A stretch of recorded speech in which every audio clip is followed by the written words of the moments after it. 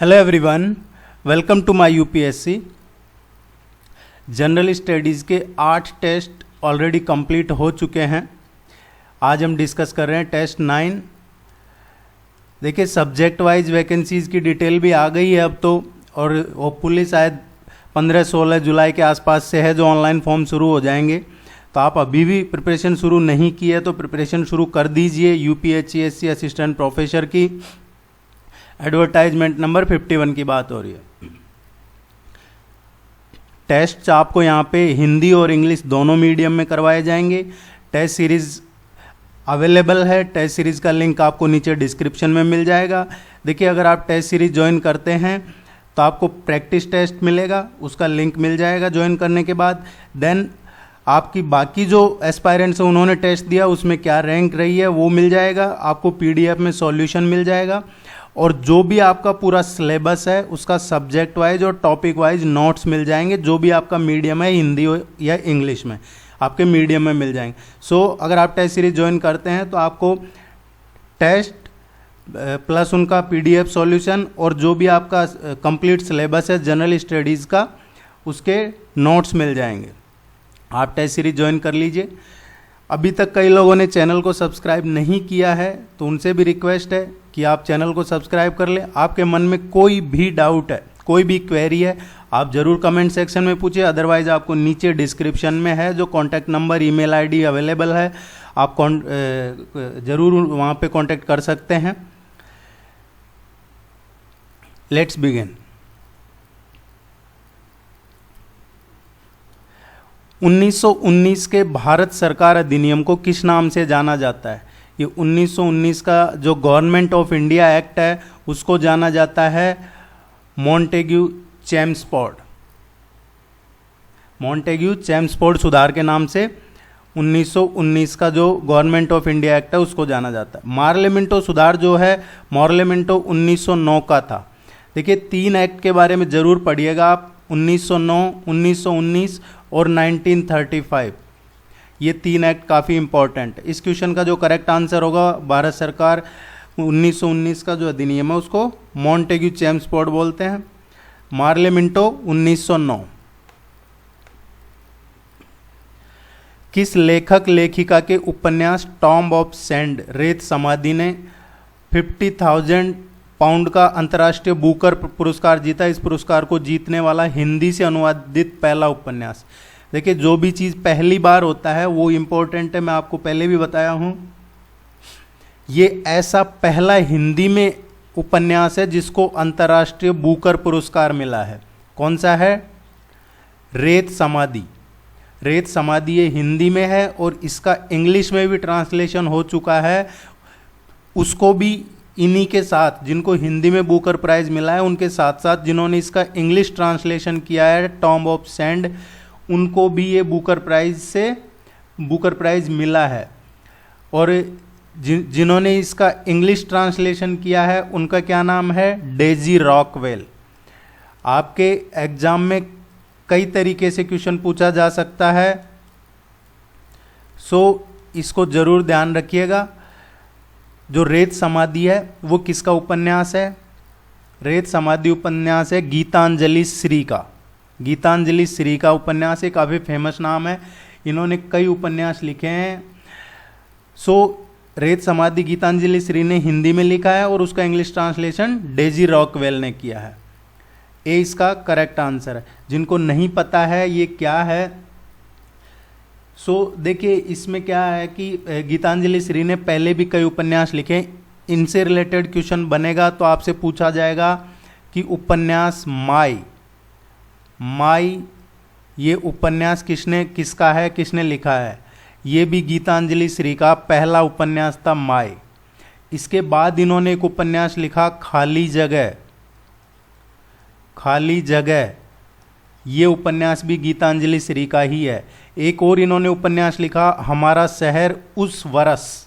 हमारा शहर उस बरस, ये भी गीतांजलि श्री का ही है। इन्होंने कई स्क्रिप्ट राइटिंग वगैरह भी लिखी है, नाटक वगैरह में भी।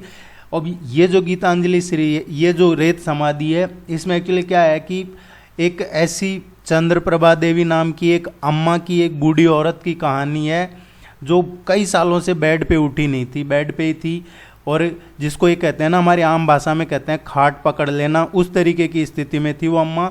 लेकिन एक दिन अचानक से ऐसा होता है कि वो अम्मा है जो उठ खड़ी होती है और घर से बाहर निकल जाती है। सभी लोग शॉक्ड हो जाते हैं ये देख कर। उसके बाद सब उसको खोजने लग जाते हैं घर में बाहर।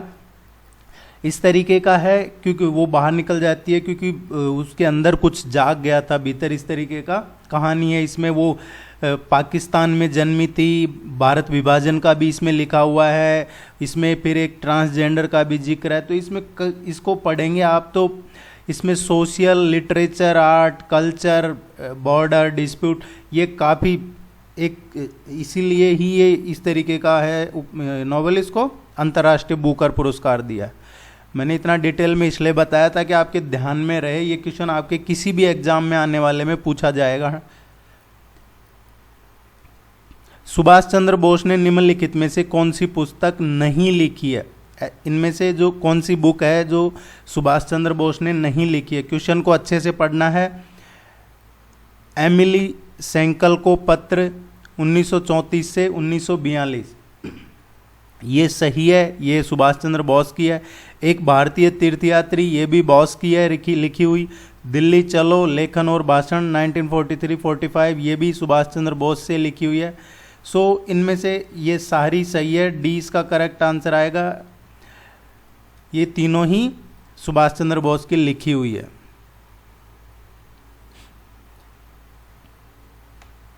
निम्नलिखित में से कौन सा गलत सुमेलित है? इनमें से मिसमैच या इनकरेक्टली मैच्ड कौन सा है? देखिए एक तरफ दिया हुआ है, ये जो है ट्राइब्स के नेम है, जनजाति, और ये जो वो है स्टेट। तो कौन सी स्टेट में ये पर्टिकुलर ट्राइब या जनजाति पाई जाती है, ये मैच करवाना है। कोल है, ये बिल्कुल उड़ीसा, छत्तीसगढ़, मध्य प्रदेश और महाराष्ट्र में है। कोल ट्राइब की बात हो रही है। वर्ली जो ट्राइब है गुजरात, महाराष्ट्र, कर्नाटक और गोवा में है, ये सही है। कोकना राजस्थान, गुजरात, महाराष्ट्र और कर्नाटक में, ये भी सही है। कवर पश्चिम बंगाल, झारखंड, उड़ीसा। देखिए जो कवर है, ये जो ट्राइब है कवर ट्राइब है, ये उड़ीसा, छत्तीसगढ़, मध्य प्रदेश, महाराष्ट्र यहाँ पाई जाती है। सो ये इनकरेक्टली मैच हो रहा है, डी इसका करेक्ट आंसर आएगा। और जो पश्चिम बंगाल, झारखंड और उड़ीसा में जो मेन ट्राइब है वो कौन सी है, ये भी हमें ध्यान रखना होगा, वो है भूमिज।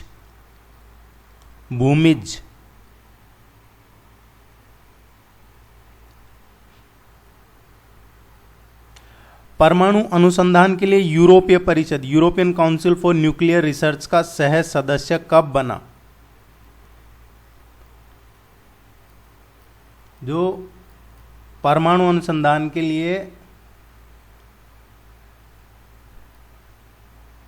इसका परमाणु अनुसंधान यूरोपीय परिषद का सह सदस्य कब बना है? ये भारत की बात हो रही है। एक्चुअली भारत यहाँ आएगा, भारत है जो इसका परमाणु अनुसंधान के लिए जो यूरोपीय परिषद है इसका सदस्य कब बना। और इसको जो European council for nuclear research है इसको बोला जाता है सर्न, CERN, सन। सो क्वेश्चन ये है कि इसका सह सदस्य कब बना है भारत। इसका जो करेक्ट, देखिए जो सन है इसकी स्थापना हुई है 1954 में, और इसका हेडक्वार्टर कहाँ है? इसका हेडक्वार्टर है जिनेवा में इसका हेडक्वार्टर है, स्विट्जरलैंड। और भारत इसका एक सहयोगी सदस्य है। कब से है? 2016 से। डी इसका करेक्ट आंसर आएगा।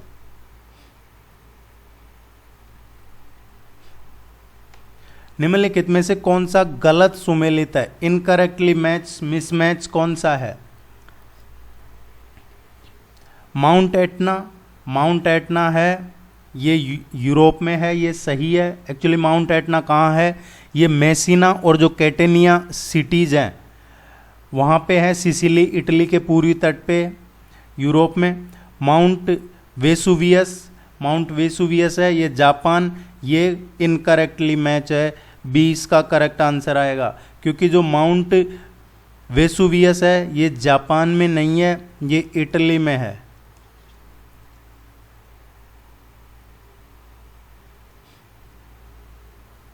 नेक्स्ट देखते हैं, निम्नलिखित में से कौन सा गलत सुमेलित है, ये भी मिसमैच कौन सा हो रहा है ये पूछा गया है। जो भाग सेकंड में नागरिकता है, बिल्कुल ये सही है, हमें गलत आइडेंटिफाई करना है, गलत कौन सा है। कॉन्स्टिट्यूशन का जो पार्ट 2 है, भाग 2, ये सिटीजनशिप का है, ये सही है। आपके लिए और थोड़ा इसको एक्सटेंड कर देते और इसमें बता देता हूँ मैं कि ये है आर्टिकल 5 to 11 संविधान का भाग 2, जिसमें नागरिकता के बारे में है, वो आर्टिकल 5 से 11 है। पार्ट 4 भाग 4 नीति निर्देशक सिद्धांत, ये भी सही है। जो कॉन्स्टिट्यूशन का पार्ट 4 है भाग 4, उसमें DPSP है, directive principle of state policy, और ये कब कहाँ से कहाँ तक है, आर्टिकल 36 to 51 तक। पार्ट 8 की बात हो रही है सहकारी समितियाँ, कोऑपरेटिव सोसाइटीज़, ये सहकारी समितियाँ हैं, ये एक्चुअली इसमें नहीं है, पार्ट 8 में नहीं है ये। पार्ट 8 किससे रिलेटेड है, पार्ट 8 में सहकारी समितियां नहीं है, पार्ट 8 है यूटीज, जो केंद्र शासित प्रदेश है, उससे रिलेटेड है संविधान का भाग 8, और ये कहाँ है, आर्टिकल 239 से और 242, आर्टिकल 239 से 242 तक है पार्ट 8। पार्ट 9A ये नगर पालिकाज है, ये सही है, और ये कहाँ तक है, ये है आर्टिकल 253P से और 243P से और 243ZG तक। इम्पोर्टेंट है, ये ध्यान रखिएगा। ज़्यादा टफ क्वेश्चन नहीं आता, इसी तरीके का क्वेश्चन आता है आपके एग्जाम में। गंगा सफाई नमामि गंगे परियोजना कब शुरू हुई, देखिए क्वेश्चन इसलिए पूछा गया है, अभी पुर्तगाल का एम्बेसडर भी जाके उसने गंगा विजिट किया है, और ये गंगा की सफाई के लिए एक कोऑपरेशन एग्रीमेंट हुआ है पुर्तगाल के साथ। तो एक तो ये ध्यान रखना, अभी जो आगे एग्जाम में क्वेश्चन आएगा तो पुर्तगाल ध्यान रखना है, पुर्तगाल इस पे गंगा की सफाई पे प्रोजेक्ट साइन हुआ है। तो इस तरीके का क्वेश्चन आपसे पूछा जा सकता है, गंगा सफाई या नमामि गंगे परियोजना कब शुरू हुई, जून 2014 में। देखिए प्राइम मिनिस्टर ने शायद 25 या 26 मई 2014 को पहली बार ओथ लिया प्राइम मिनिस्टर का, और उसके बाद सबसे पहला जो काम किया था प्राइम मिनिस्टर ने उसके कैबिनेट में ये ही किया था, सफाई का, गंगा सफाई का, जून में 2014 में। ए इसका करेक्ट आंसर है।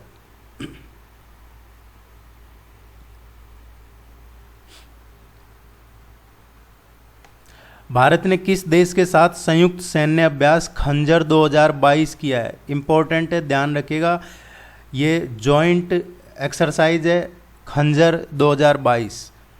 ये कहाँ पे किया है, एक्चुअली किसके साथ किया है, किस देश के साथ, ये है किर्गिस्तान के साथ किया है,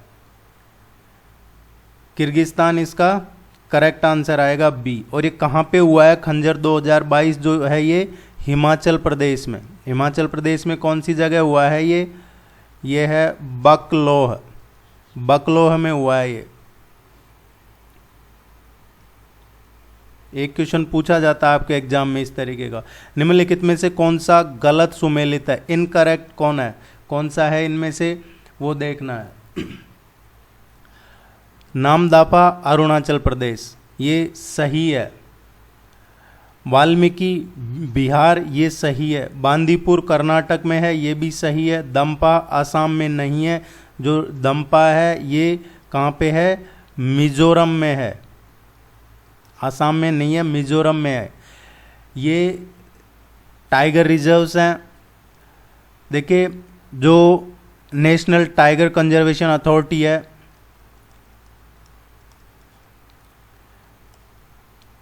NTCA, इसमें अभी अराउंड 3000 के अराउंड बाघ बचे हैं इसमें, इसकी स्थापना हुई थी, जो बाघ संरक्षण प्राधिकरण है, राष्ट्रीय बाघ संरक्षण प्राधिकरण, इसकी स्थापना कब हुई है? दिसंबर 2005 में। और इसके अध्यक्ष कौन होते हैं? अभी प्रेजेंट में इसके अध्यक्ष कौन है? इसके अध्यक्ष होते हैं जो पर्यावरण और वन मंत्री होते हैं, वो इसके अध्यक्ष होते हैं। अभी प्रेजेंट में वो ही है। अब ये क्वेश्चन क्यों आया आपके सामने? इसीलिए आया है क्योंकि जो लास्ट पिछला टेस्ट था, टेस्ट 3rd या 4th, उसमें क्वेश्चन करवाया था मैंने कि अभी लेटेस्ट टाइगर रिजर्व कौन सा बना है, 52nd टाइगर रिजर्व कौन सा है। सो वो राजस्थान के बूंदी में था, रामगढ़। लेकिन अब 53rd टाइगर रिजर्व हो गए हैं 53, और जो 53वां 53rd टाइगर रिजर्व घोषित किया है वो किसको किया है? ये छत्तीसगढ़ का है, गुरु घासीदास राष्ट्रीय उद्यान। गुरु घासीदास राष्ट्रीय उद्यान छत्तीसगढ़ में कहाँ है? छत्तीसगढ़ के कोरिया और सरगुजा डिस्ट्रिक्ट में है। और इसके इन दो टाइगर रिजर्व हैं जिनको राष्ट्रीय उद्यान है, जिनको संयुक्त रूप से टाइगर रिजर्व घोषित किया है। एक तो गुरु घासीदास राष्ट्रीय उद्यान छत्तीसगढ़, दूसरा है तमोर पिंगला वन्यजीव अभ्यारण्य। तमोर पिंगला वन्यजीव अभ्यारण्य ये कहाँ है? ये भी छत्तीसगढ़ में ही है, ये सूरजपुर डिस्ट्रिक्ट में। इन दोनों को जॉइंट में 53वां टाइगर रिजर्व घोषित किया है। इसके बारे में जरूर पढ़िएगा, नहीं आने वाले टेस्ट में और अच्छे से करवा दिया जाएगा। नेम इंपॉर्टेंट है, नेम ध्यान रखिएगा। अंतर्राष्ट्रीय हॉकी महासंघ का मुख्यालय कहाँ अवस्थित है? हॉकी महासंघ का कहाँ अवस्थित है? देखिए, जो मैदानी हॉकी हो या इंडोर हॉकी हो, इसको संचालित करने की ये एक इंटरनेशनल निकाय है। और ये जो FIH है, इसकी जो स्थापना हुई थी 1924 में इसकी स्थापना हुई थी। और इसका जो हेडक्वार्टर है वो कहाँ पे है? इसका हेडक्वार्टर है लुसाने। लुसाने कहाँ पे है? स्विट्जरलैंड में। इंपॉर्टेंट क्वेश्चन है, ध्यान रखना। अभी प्रेजेंट में इसके अध्यक्ष कौन है? इसीलिए ये क्वेश्चन बना। अभी प्रेजेंट में इसके अध्यक्ष हैं जो नरेंद्र बत्रा है। नरेंद्र नहीं, नरेंद्र बत्रा। और भारत पहला एशियाई देश था जो जिसने इसको सदस्य बना था। जो अंतर्राष्ट्रीय हॉकी महासंघ है, इसका भारत पहला एशियाई देश था सदस्य बनने वाला। और भारत इसका सदस्य कब बना था? 1928 में। टाइम लगता है ज़्यादा, इसलिए बताया जाता है कि आपको अगर 4-5 में से एक भी माइंड में क्लिक हो गया तो आप एग्जाम में क्वेश्चन कर लोगे। संयुक्त राष्ट्र पर्यावरण कार्यक्रम, United Nations Environment Programme UNEP ने किसको champions of the earth life time achievement award से सम्मानित किया है? ये जो दिया है life time achievement award champions of the earth का, ये दिया है डेविड एटनबरो को। ए इसका करेक्ट आंसर आएगा। अमेरिकन है ये।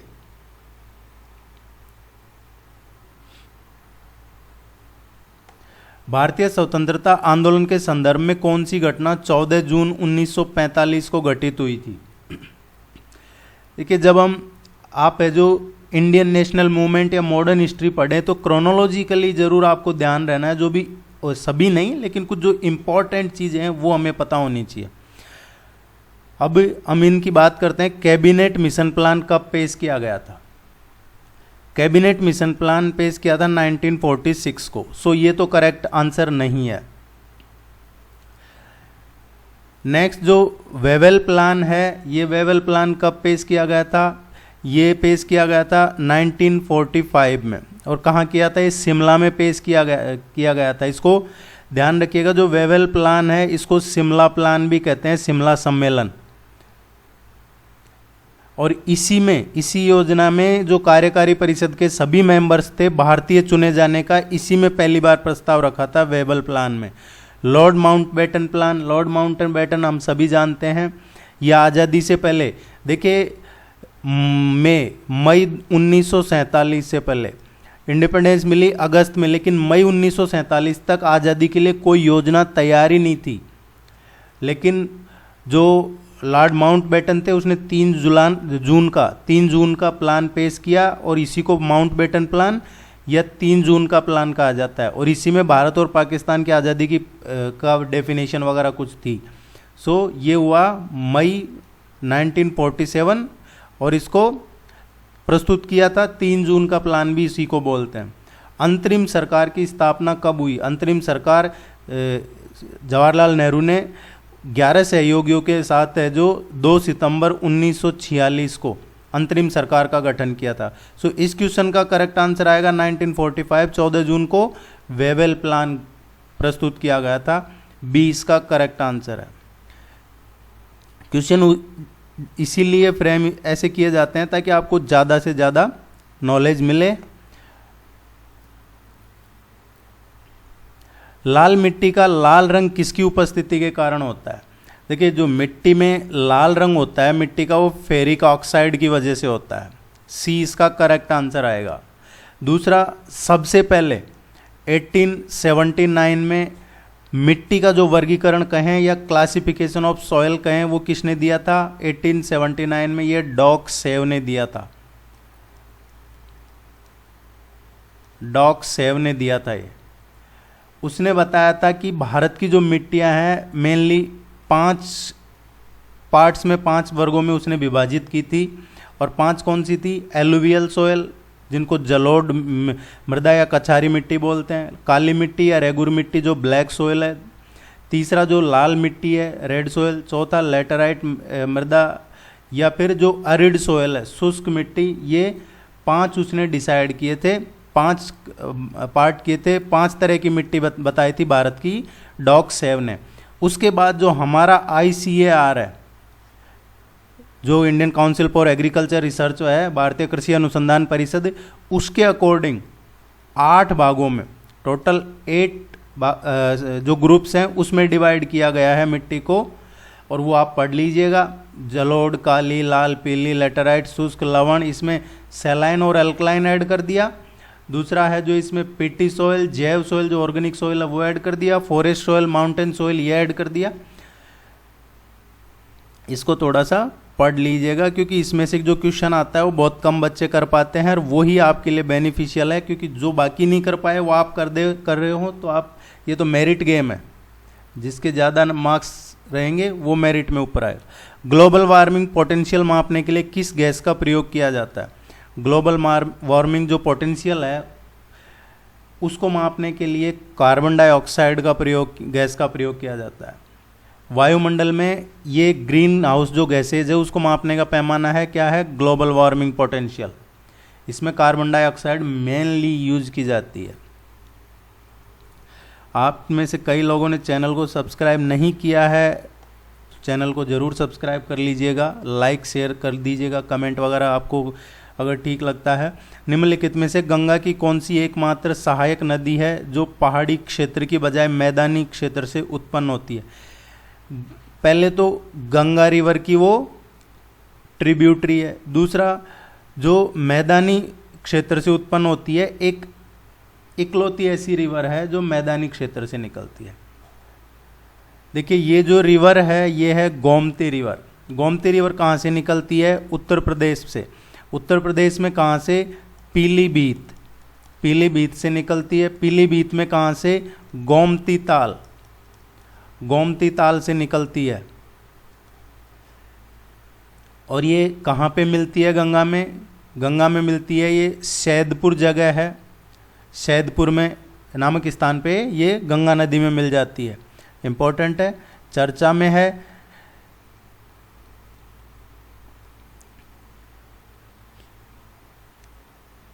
केंद्रीय मत्स्य नौचालन एवं इंजीनियरिंग प्रशिक्षण संस्थान किस स्थान पे स्थित है? जो केंद्रीय मत्स्य नौचालक और इंजीनियरिंग प्रशिक्षण संस्थान है, इसकी स्थापना कब की गई थी? 1963 में इसकी स्थापना की गई थी। और ये कहाँ पे है? केरला में है ये। सो कोच्चि इसका करेक्ट आंसर आएगा।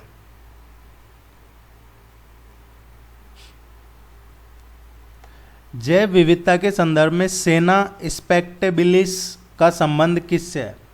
पहले तो हमें ये देखना होगा कि ये जो सेना स्पेक्टेबिलिस क्या है। एक्चुअली ये कुछ प्रजाति या स्पेसीज जिनको बोला जाता है इन्वेसिव प्लांट्स। इन्वेसिव प्लांट्स कौन से होते हैं? जो आक्रामक पौधे होते हैं, एग्रेसिव प्रजाति के जो होते हैं, और वो क्या करते हैं, इनकी वजह से जो इस तरीके के इन्वेसिव प्लांट्स होते हैं ये ह्यूमन हेल्थ, इकोनॉमी और जो एनवायरनमेंट में अदर स्पेसीज हैं उनको नुकसान पहुंचाते हैं। अभी रिसेंटली केरला का जो फॉरेस्ट डिपार्टमेंट है उसने एक फर्न ने अभी रिसेंटली एक स्टडी रिलीज की है, उससे पता चला है कि जो नीलगिरी बायोस्फीयर रिजर्व है, नीलगिरी बायोस्फीयर रिजर्व में ये इन्वेसिव प्लांट की कुछ प्रजाति मिली है, जिसमें स्पेशली कौन सी है, सेना स्पेक्टेबिलिस। ये क्या है, क्वेश्चन पूछा जा सकता है। सेना स्पेक्टेबिलिस क्या है? जो आक्रामक पौधे हैं उनकी एक प्रजाति है। किसकी स्टडी से पता चला है? फर्न की स्टडी से। किसको पता चला है? जो केरला फॉरेस्ट डिपार्टमेंट है उसको पता चला है। इसका करेक्ट आंसर आएगा ए, आक्रामक पादप प्रजाति।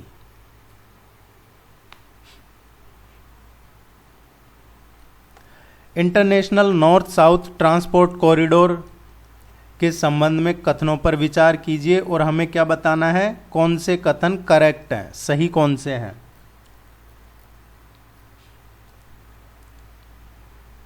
यह सड़क, समुद्र सड़क और रेल मार्गों को शामिल करते हुए 7200 किलोमीटर लंबा मल्टी मॉडल परिवहन नेटवर्क है। ये स्टेटमेंट सही है।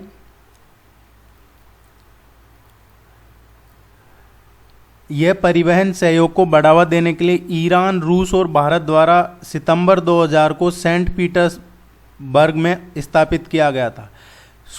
एक चीज़ और इसके बारे में क्या पता चला है कि जो international north south transport corridor है ये ईरान, रूस और भारत ने 12 सितंबर 2000 को सेंट पीटर्सबर्ग में इसको एस्टैब्लिश किया था। ये दोनों ही स्टेटमेंट सही है। और ये क्वेश्चन क्यों बना है?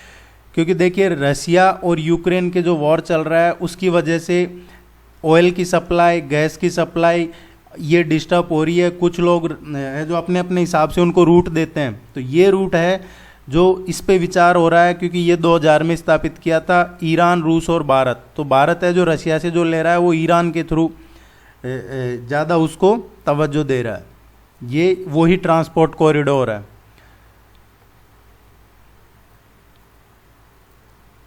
सी इसका करेक्ट आंसर होगा।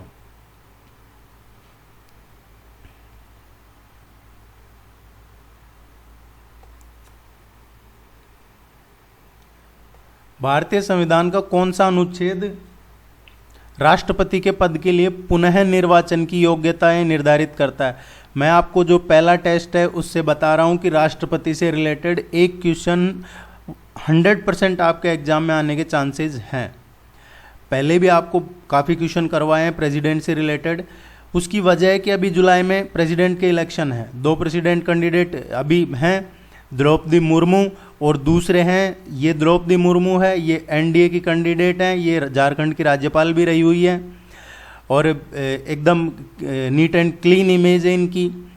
बैकग्राउंड भी इनका, एजुकेशन भी है जो एक काफ़ी नीचे से उठ के आई है, ऐसा है। दूसरे हैं जो मिस्टर यशवंत सिन्हा हैं, वो हैं ओपोजिशन साइड से हैं। ये ब्यूरोक्रेट भी रहे हुए हैं, पहले अटल जी की सरकार में हैं, ये बीजेपी में ही थे और ये विदेश मंत्री वगैरह भी रहे हुए हैं और काफ़ी इनका भी अच्छा पोर्टफोलियो है। लेकिन ओपोजिशन ने ये इसलिए इनको कैंडिडेट नॉमिनेट किया है क्योंकि ये अभी जो मोदी गवर्नमेंट है उसके ये क्रिटिक्स माने जाते हैं। तो देखते हैं, वैसे लग रहा है एनडीए को का हो जाएगा द्रौपदी मुर्मू, ज़्यादा इसमें कोई इशू प्रॉब्लम आएगी नहीं। तो हमें ये इसके बजाय जो इम्पोर्टेंट है एग्जाम पॉइंट ऑफ व्यू से वो पढ़ना है। राष्ट्रपति का पद के लिए पुनः निर्वाचन की योग्यता निर्धारित कौन सा, कि वो ही राष्ट्रपति वापिस ही राष्ट्रपति बन सकते हैं, ये कौन सा आर्टिकल कहता है? आर्टिकल 57।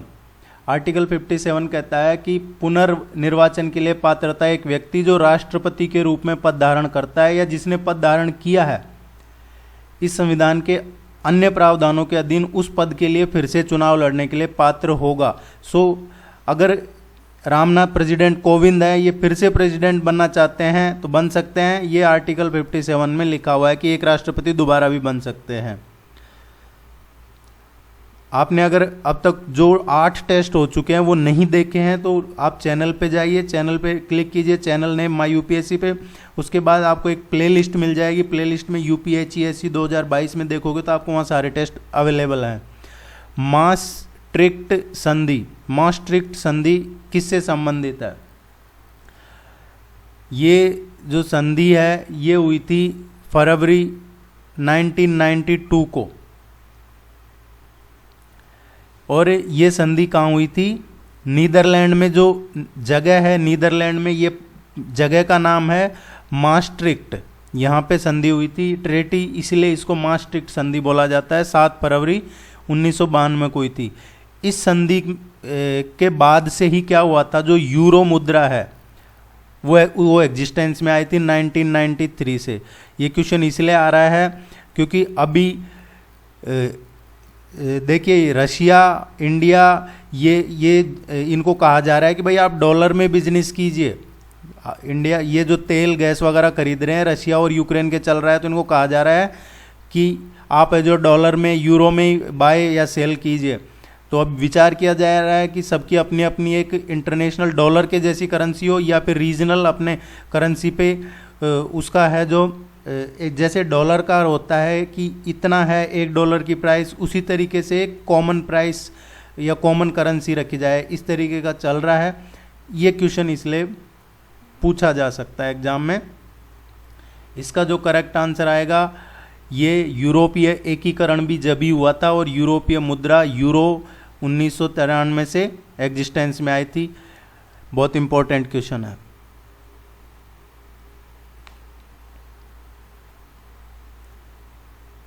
भारत का पहला बहुउद्देशीय नदी घाटी प्रोजेक्ट कब लॉन्च किया गया?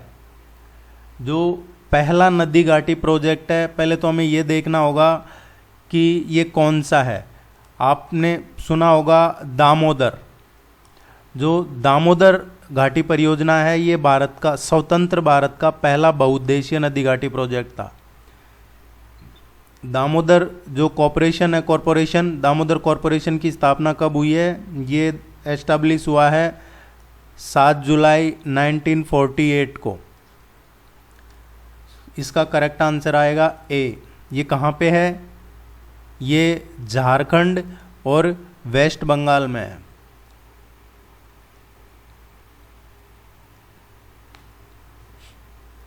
निम्नलिखित घटनाओं का सही क्रम बताना है, क्रोनोलॉजिकल ऑर्डर सही बताना है, इनमें से कौन सा है? मैकडॉनेल आयोग है, इसका गठन लॉर्ड कर्जन ने किया था 1901 में। पहला औद्योगिक आयोग है, इसका गठन 1916 में किया गया था और इस आयोग ने अपनी रिपोर्ट है वो 1918 में रिपोर्ट सबमिट की थी।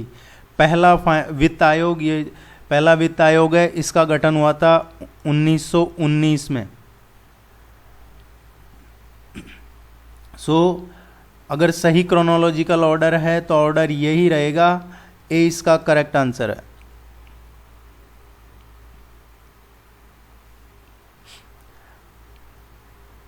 नेक्स्ट क्वेश्चन है, भारत में प्रतिवर्ष निम्न में से किस तारीख को राष्ट्रीय आतंकवाद विरोधी दिवस मनाया जाता है? हर साल राष्ट्रीय आतंकवाद विरोधी जो दिवस है वो मनाया जाता है 21 मई को। और 21 मई को इसलिए मनाया जाता है क्योंकि 21 मई 1991 को जो फॉर्मर प्राइम मिनिस्टर थे राजीव गांधी जी, उनकी हत्या हो गई थी। उसके बाद से ही 21 मई को है जो ये राष्ट्रीय आतंकवाद विरोधी दिवस मनाने का फैसला हुआ था।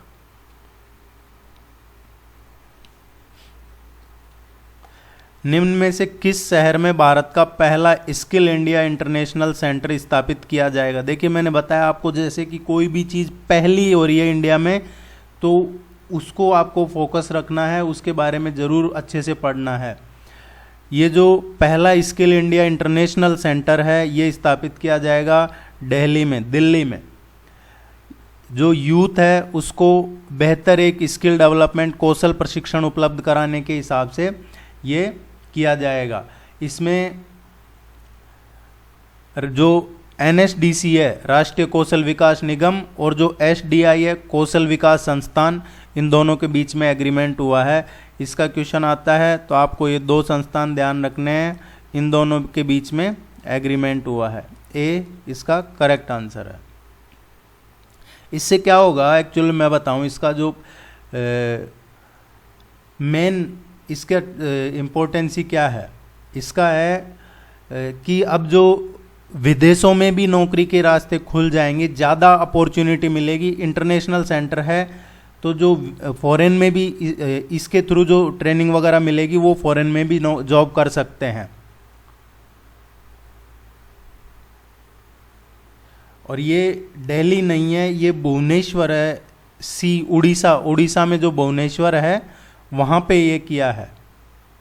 इसका जो करेक्ट आंसर आएगा ये आएगा उड़ीसा में भुवनेश्वर में स्थापित किया गया है सी।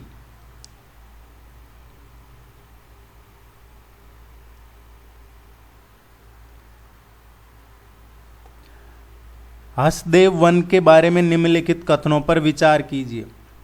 हसदेव अरंड वन छत्तीसगढ़ के उत्तरी भाग में स्थित है। ये छत्तीसगढ़ के उत्तरी भाग में स्थित है। सही कौन सा है वो हमें देखना है।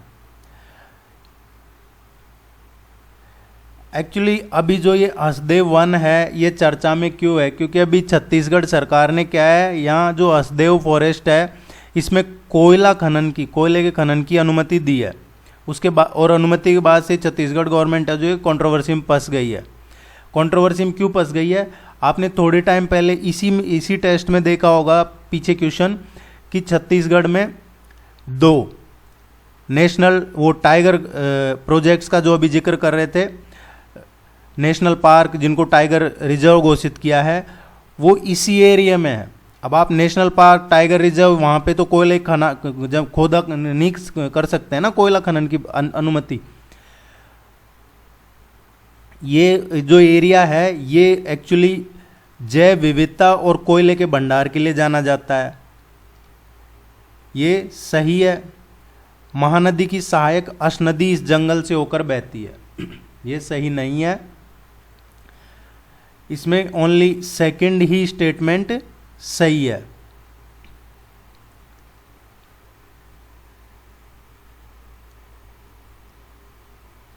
सो इसका करेक्ट आंसर आएगा बी।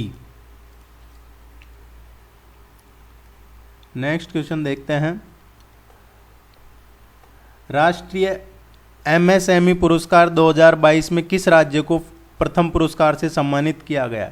जो MSME प्राइज है सूक्ष्म लघु और मध्यम उद्योग का, ये उद्यम का, ये मिला है 2022 में उड़ीसा को। इसमें फर्स्ट प्राइज मिला है उड़ीसा को।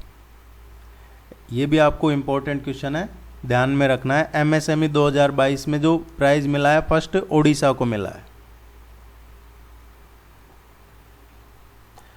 कभी कभी समाचारों में देखा जाने वाला समर्थ मिशन किससे संबंधित है? समर्थ मिशन है ये किससे संबंधित है? ये जो थर्मल पावर प्लांट्स है इसमें जो एग्रीकल्चर अवशेष है उसके यूज को कम करने के हिसाब से है। किसान जो फार्मर्स हैं उनकी इनकम को बढ़ाने के लिए, किसानों के आय में वृद्धि करने के लिए क्या है कि पराली जलाने को कम करने के हिसाब से जो थर्मल पावर प्लांट्स हैं वो अब इस पराली को खरीदेंगे। जो थर्मल पावर प्लांट है जहाँ कोयले से बिजली बनती है या बायोमास के यूज से अभी जो एक राष्ट्रीय मिशन की स्थापना हुई है उसके तहत क्या है, जो किसान हैं उनसे ये पराली खरीद ली जाएगी। अब इनको जलाना नहीं पड़ेगा। आप भी लोगों को इसके लिए जागरूक करिए कि वो जलाएं नहीं और इसको सेल करके इनकम कर सकते हैं। हाल ही में आर्टिफिशियल इंटेलिजेंस की नैतिकता पर सिफारिश अक्सर समाचार में देखा जाता है द्वारा प्रस्तावित किया गया। किसके द्वारा प्रस्तावित किया गया? आर्टिफिशियल इंटेलिजेंस की नैतिकता पे सिफारिश ये प्रस्तुत किया है अभी रिसेंटली यूनेस्को ने प्रस्तुत किया था यूनाइटेड नेशन में। इसको लेके सवाल खड़े किए थे नैतिकता को लेके।